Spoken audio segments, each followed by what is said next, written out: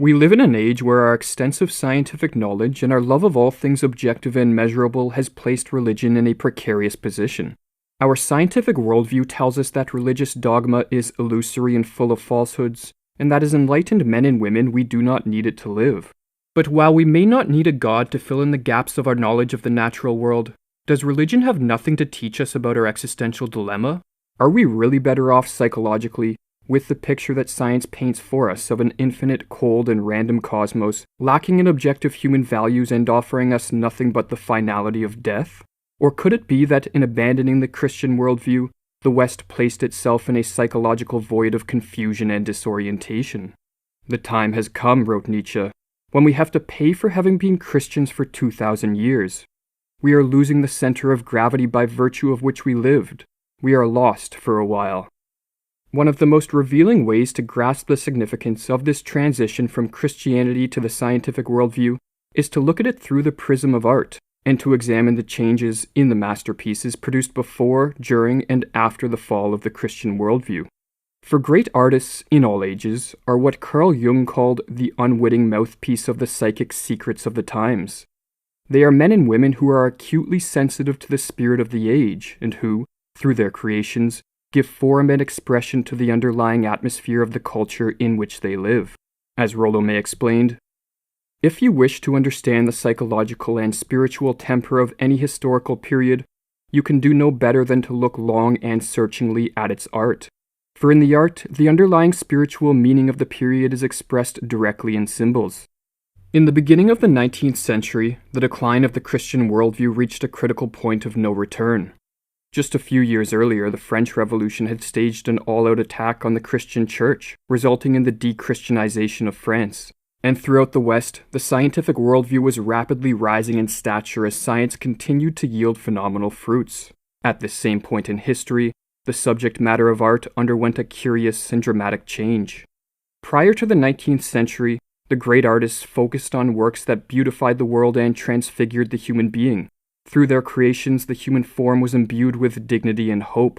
Even paintings which depicted extreme suffering portrayed the human being as heroic. In art, wrote Nietzsche, man takes delight in himself as perfection. When the art of past ages glorified the human being and beautified the world, it had a civilizing effect which enriched entire ages. In the 19th century, art, by and large, still performed this life-enhancing function. But alongside paintings which depicted the human being as heroic and the world as sublime, many artists began to portray the world in forms which elicit anxiety, confusion, and dread. The picture of the ideal man disappeared from the 19th and 20th centuries, wrote Nikolai Berdyaev. Instead of fashioning works of supreme beauty which save us from what Nietzsche called the horrors of the night, some modern artists started to introduce the world to them. In isolated instances, these horrors were represented in the art of previous centuries, but with the fall of Christianity, for the first time in history, they gradually became the main event. There has never been anything similar in history, wrote Erich Neumann. Each modern artist is a world in himself, endeavoring alone to ward off the chaos that menaces him or to give it form, each with his own characteristic desperation.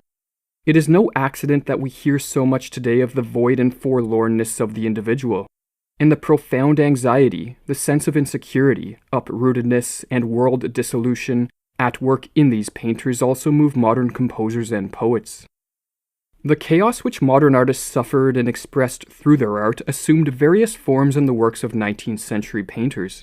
In its subtlest and most aesthetically pleasing form, it can be seen in the masterpieces of Caspar David Friedrich and Edvard Munch. Through their works, both these artists gave visual representation to the ethos of desolation which was spreading across Europe at the time.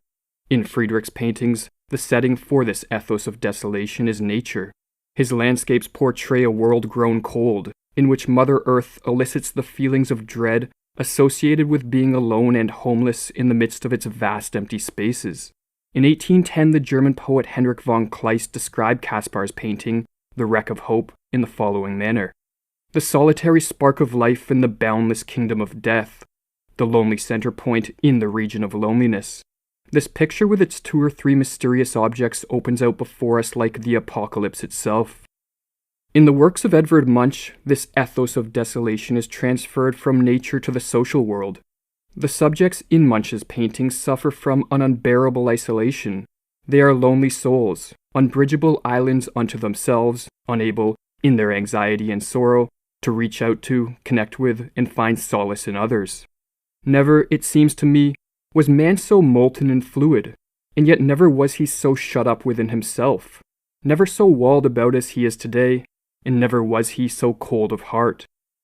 Alongside this ethos of desolation, many other 19th century works of art are charged with a demonic force. Whether it be the chilling figures of the great Francisco Goya, the malevolent compositions of Franz Stuck, or James Enser's works including masks confronting death, in 19th century art nocturnal and chthonic powers rise to the surface. The artists of this era confronted the monsters of the abyss, and the only thing which saved them from descending into madness was their capacity to externalize their horrific visions, to give them artistic form. Whoever fights monsters should see to it that in the process he does not become a monster. And when you look long into an abyss, the abyss also looks into you. But the chaos of 19th century art pales in comparison with its manifestations in the first half of the 20th century. As modern art progressed, the chaos menacing it only became more explicit and pronounced. In Picasso's paintings, for example, the human being is broken into fragmented parts, and then pieced together again in disjointed, abstract, and often hideous forms.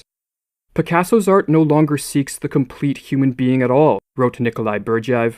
It has lost the faculty of seeing things as wholes. It tears off one cover after another in order to lay bare the structure of nature, and in doing so, penetrates even further into the depths, disclosing images of things truly monstrous.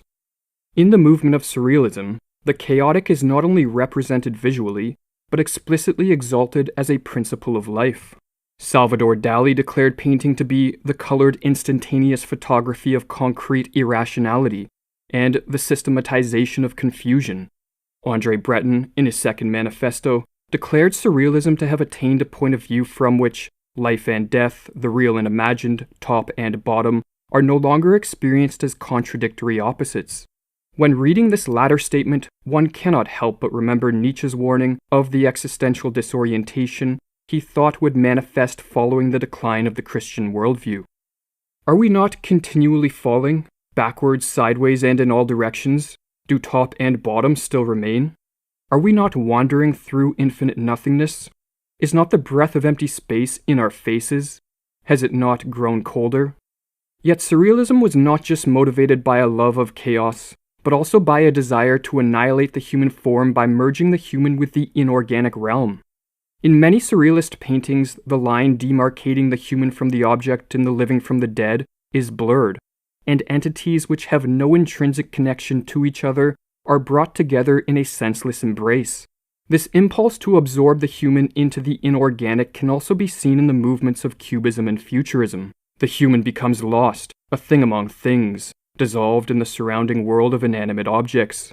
In Futurism, wrote Berdyaev, man has completely ceased to be the leading theme of art. Indeed, in futurist art there are literally no more human beings, for man has been torn into tatters.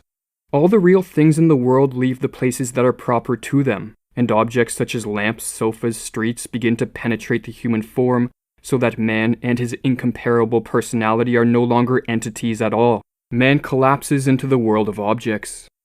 If the creations of great artists reveal the underlying psychological and spiritual atmosphere of the times, then an honest survey of modern art must lead one to consider the possibility that modern civilization is suffering from a spiritual sickness, a deep existential loneliness, an eruption of the demonic, a negation of human nature and a fragmentation of the human form, a celebration of chaos, and thus perhaps even a sickness unto death. It is characteristic of all these movements, wrote Nikolai Berdyaev, that the human form should be shattered to pieces and utterly dismembered. And indeed, in modern art, we have a sort of ending to man as an entity. Yet as Erich Neumann points out, as children of the times, we must recognize that this sickness also lies within us. But let us be careful. We are speaking of ourselves. If this art is degenerate, we too are degenerate. For innumerable individuals are suffering the same collapse of the cultural canon, the same alienation, the same loneliness, the rising blackness with its shadow and devouring dragon, The disintegration and dissonance of this art are our own. To understand them is to understand ourselves. Despite this grave diagnosis, there is room for hope. Since the beginning of the 19th century, the chaos menacing the world has appeared to only grow stronger. But if this sickness which afflicts the modern world also exists within us, we have the power to heal it. For most individuals, such healing cannot be achieved by a return to the past.